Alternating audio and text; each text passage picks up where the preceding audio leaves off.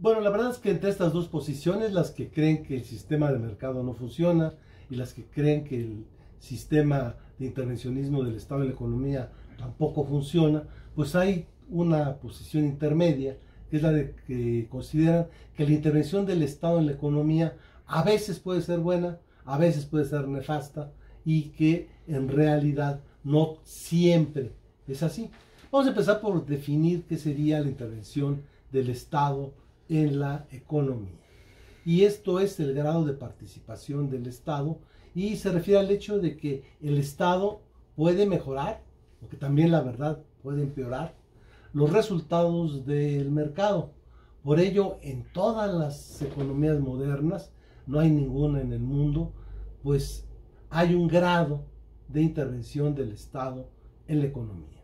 Este grado está constituido por un conjunto de políticas, de normas jurídicas, de instituciones y de acciones del Estado que en su conjunto constituyen lo que se denomina política económica. Por lo que en la mayor parte de las naciones del mundo existen los llamados sistemas de economía mixta, donde funciona el sistema de mercado, pero complementado con un grado de intervención del Estado. Realmente en algunos casos es más la intervención, en otros casos es menos.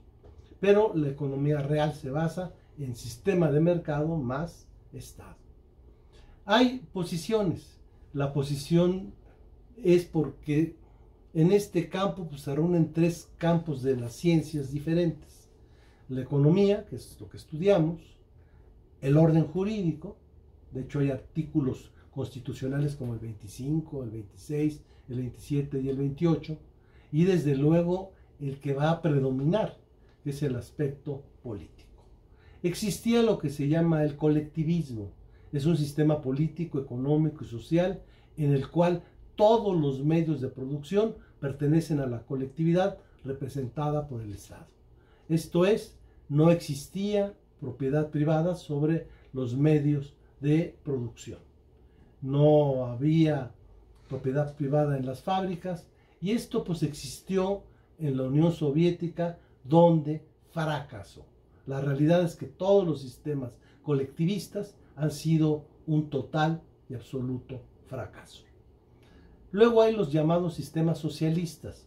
Son sistemas políticos, económicos, sociales que buscan mejorar y satisfacer las condiciones y las necesidades de las mayorías, sobre todo de aquellos que tienen menos recursos económicos, como son los obreros, campesinos, clases populares, con el propósito de realizar un orden social más justo, que, según los partidarios de estas doctrinas, no se puede lograr con el sistema de mercado, por lo que tiene que haber una presencia del Estado con la idea de ayudar al que menos tiene.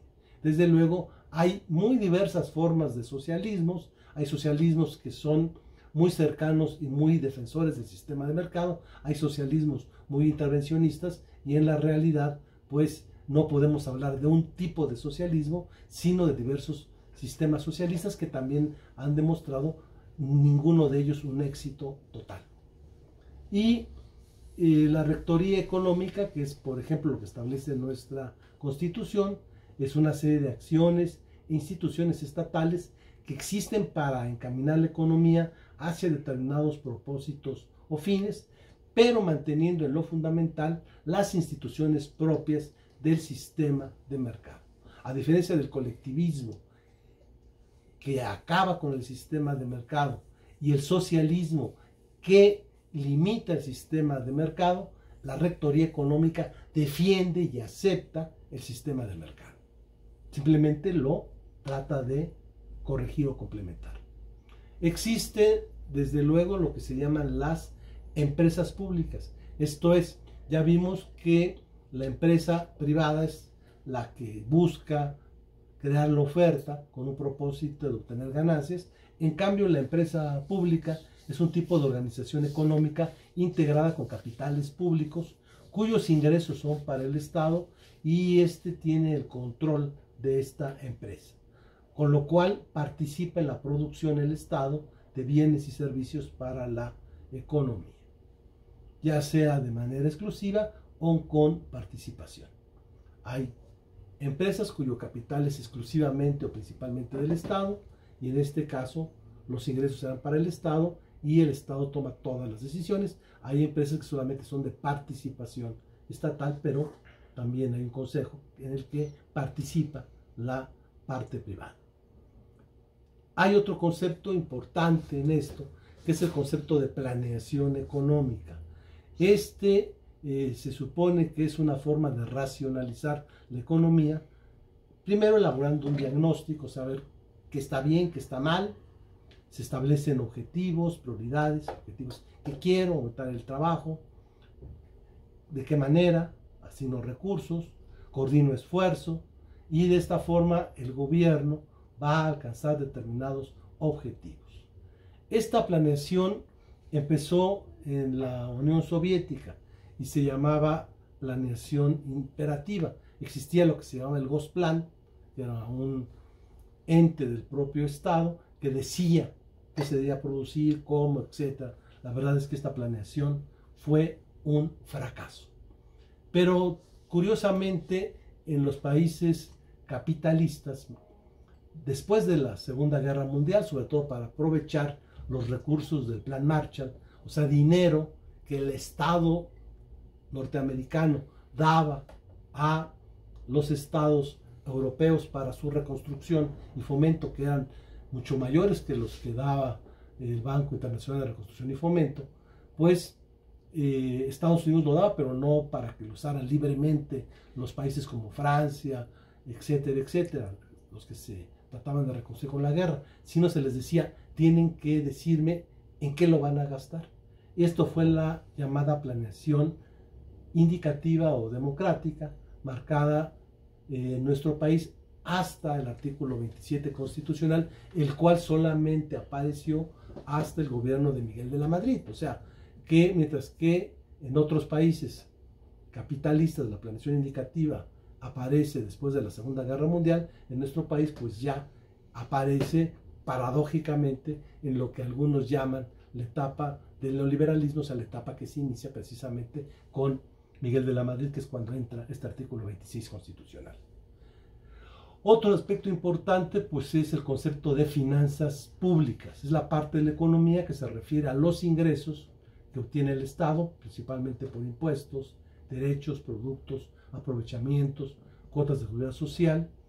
Tiene que ver con la administración de estos recursos y desde luego con el presupuesto, o sea, con la forma en que se va a gastar por parte del Estado ese recurso para la realización de sus propósitos o cometidos, y de esta manera va a influir no solamente para realizar estos, sino va a influir en toda la economía.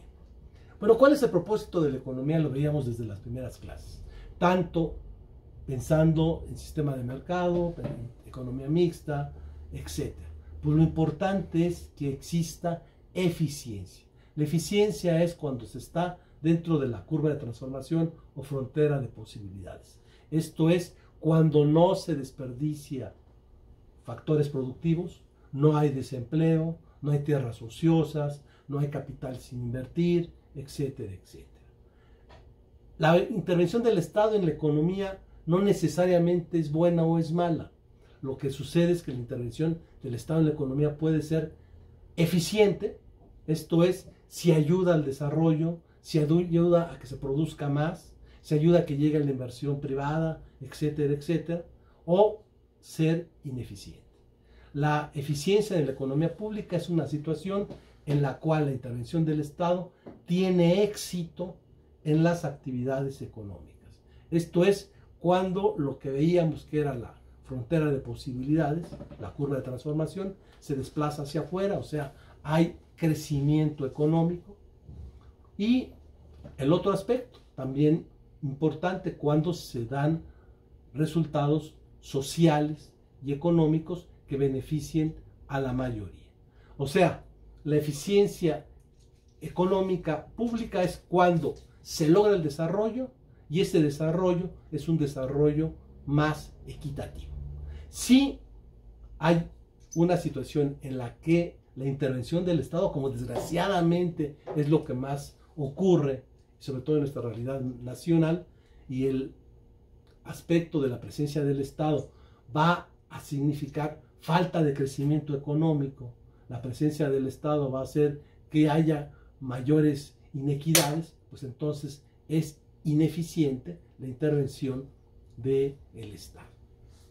Aquí el problema está que pues el Estado tiene una posibilidad de que nadie le diga qué hacer. Él puede decirle a los consumidores, a las empresas, establecer orden y normas, pero la única forma de controlar al Estado pues es por la sociedad, y la única manera, pues según algunos, es por la vía democrática.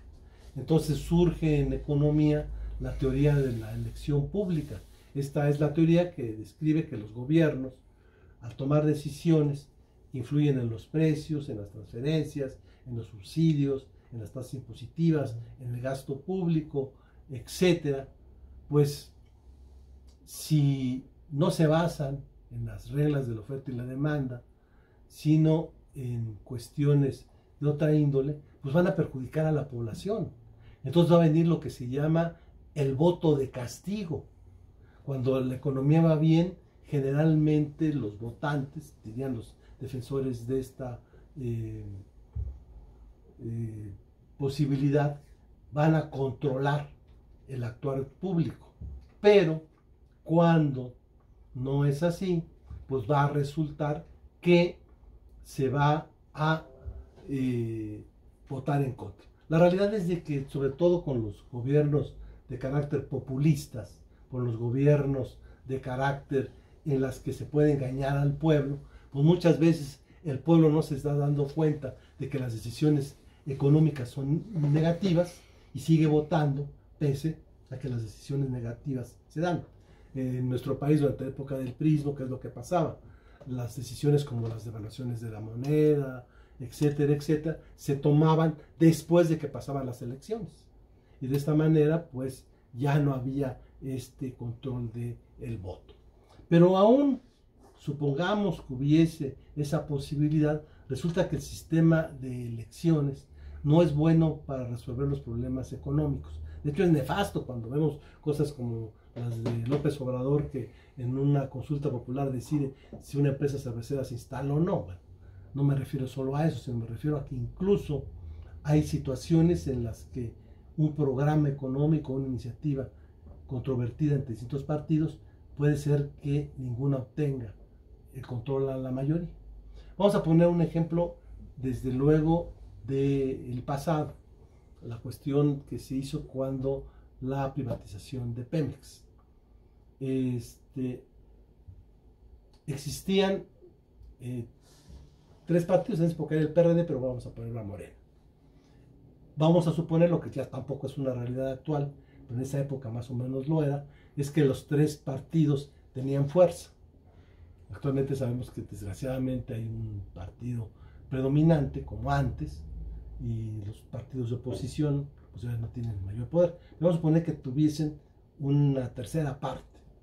Bueno, con respecto a esta idea de privatizar Pemex, las posiciones del PAN eran que estaban totalmente de acuerdo que se privatizara, pero no estaban de acuerdo en que nada se privatizara parcialmente, porque eso iba a beneficiar al Estado y de esta manera iba a haber más estatismo.